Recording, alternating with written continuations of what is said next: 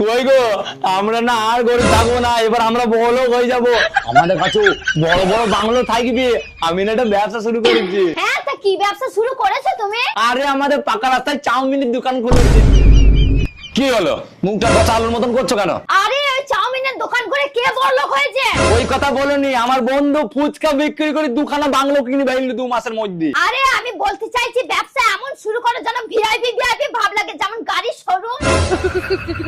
তুমি শুধু ভাবো তোমার 5খানা গাড়ির শোরুম বলতে আমার কত ভালো লাগবে যে আমার স্বামীর 5খানা গাড়ির শোরুম আছে।